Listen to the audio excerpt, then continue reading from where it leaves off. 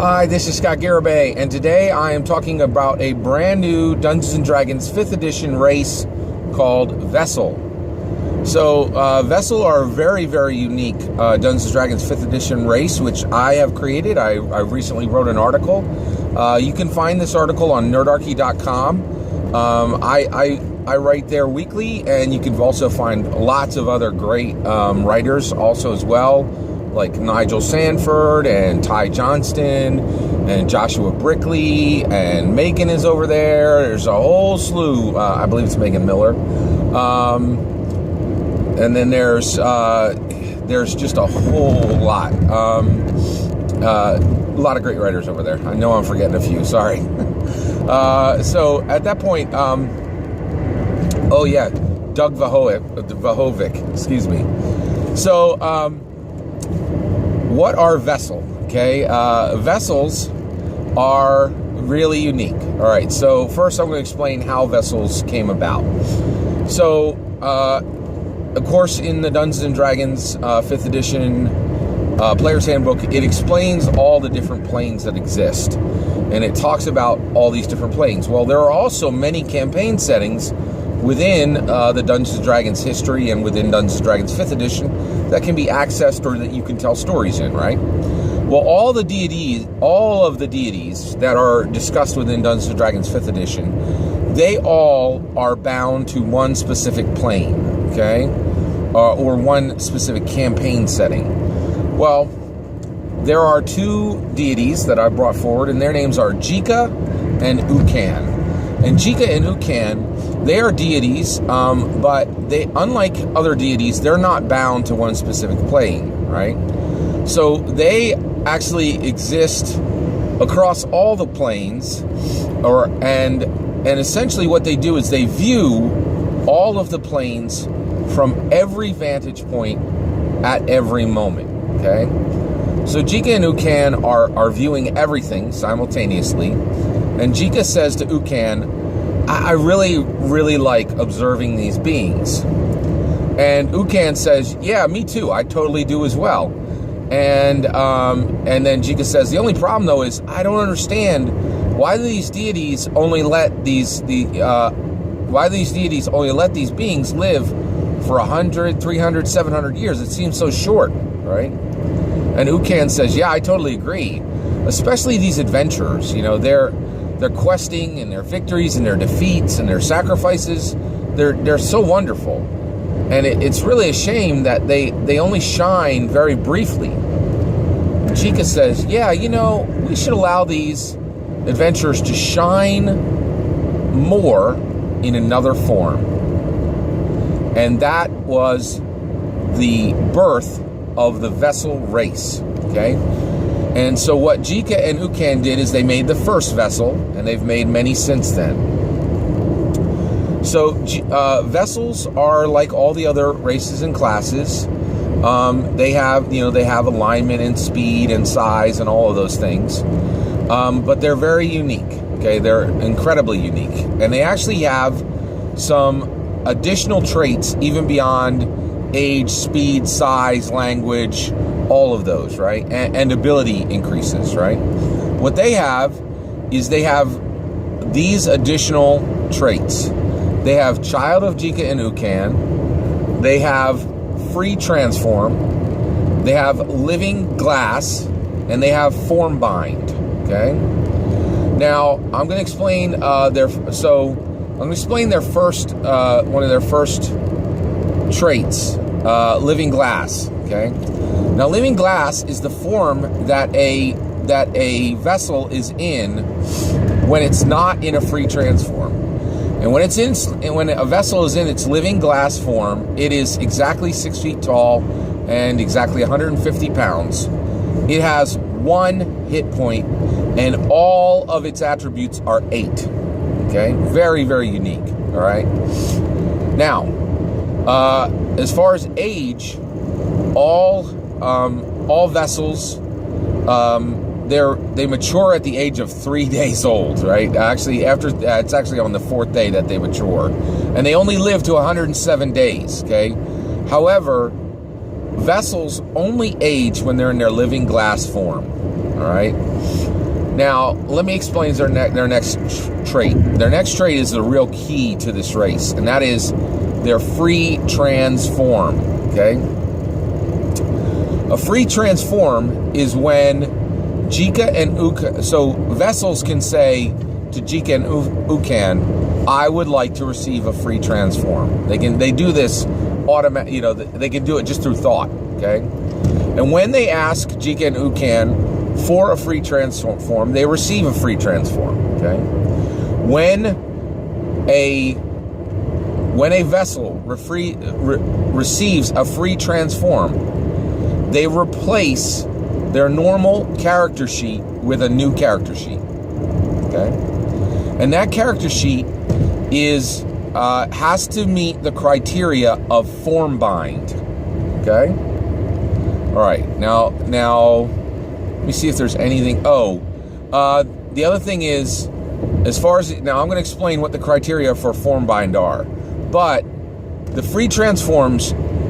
The limit is a vessel can receive a free transform once each session, no more than that. Also, a vessel has to receive a free transform no less than every 3 sessions. So you cannot spend more than 3 sessions in a single free transform, okay? And so that really means you can't spend 3 sessions with a single player. You have to switch your character sheet if you've been in it for 3 sessions. Okay? All right, so let me explain form bind. So form bind are the criteria that each character sheet that is a free transform has to meet. And here are the criteria. The player character must be, they must be created by the player. So it can't be a character sheet that was created by anyone else other than the player. They have to be 3 to 5 levels higher than the last free transform that was on the vessel. The character sheet has to be created with the Dungeons & Dragons 5th edition Player's Handbook or any Wizards of the Coast Unearthed Arcana material. Okay? And then last, the character sheet, the player character, has to be a character that the player has never played in any other game, ever. Has never played, period. Okay? That's it. That's all 4, okay? So the last trait that is really unique to the vessels is Child of Jika and Ukan. So vessels, so Jika and Ukan are deities, and they are created by Jika, and vessels are created by Jika and Ukan, and Jika and Ukan give them their free transforms. Okay, but this is very important. Vessels do not worship Jika and Ukan.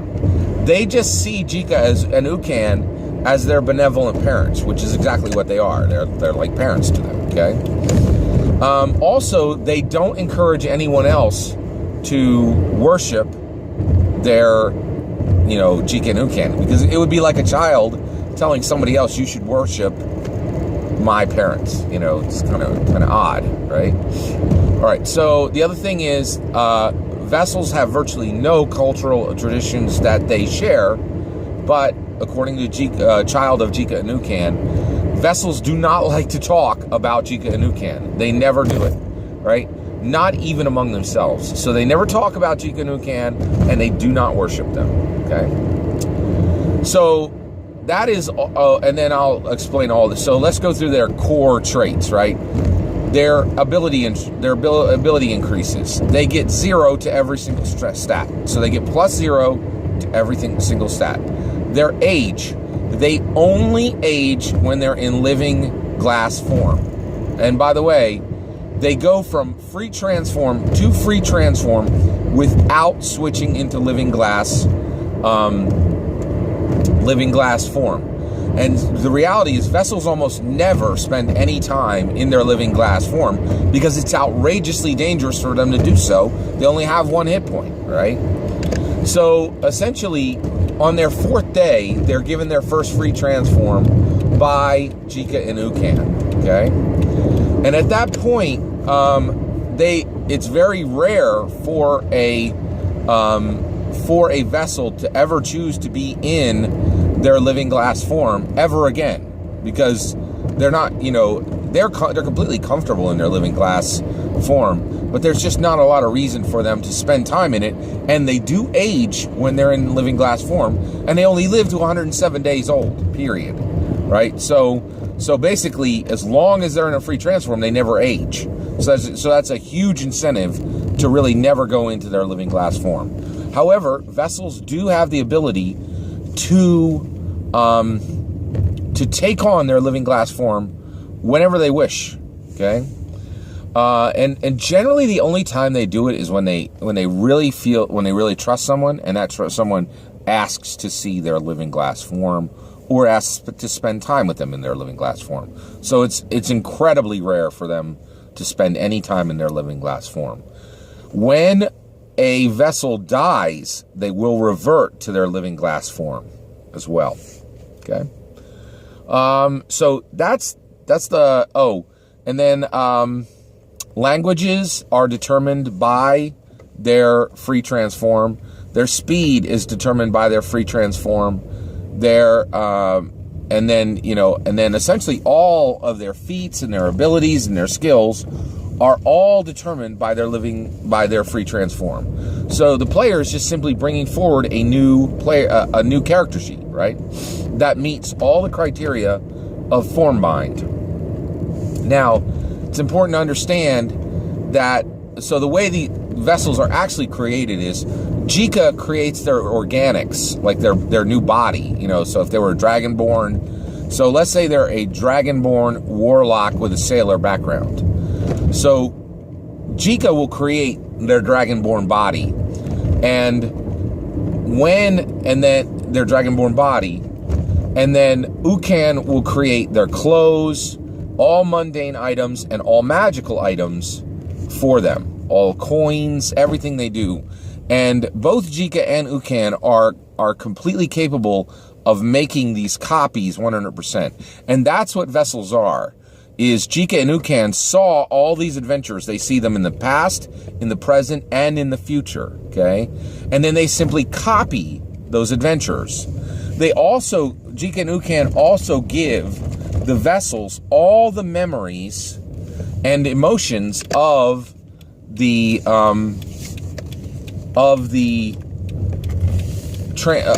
adventure that they copy at the age they copy them, right? But then the vessel is able to use those memories or to allow those emotions to affect them as they wish. They can completely shove aside those memories. They can completely shove aside any emotions that are linked to that adventure, or they can use them. It's totally up to them. Okay. So it's really important to understand that Jika and Ukan are making copies. They're making organic copies and they're making item copies, when they create a free transform, and they apply that to the vessel. Okay. And they love this. Jika and Ukan love to do this, okay? And then again, of course, the player has to respect those limits. There's a limit of 1 free transform per game session, and they cannot spend more than 3 sessions in a free transform. They have to switch them out. So that is all of the mechanics of the vessels, which is a new Dungeons & Dragons 5th edition race, which I've created. You can get everything that I just said, you can get the full write-up at nerdarchy.com. It's right under Scott Garibay, where I have well over 50 articles there. And I really appreciate you listening to this, and I'm very excited about this particular new race for Dungeons & Dragons. I really think it's quite unique, and I really think it has a lot of possibilities. Thank you.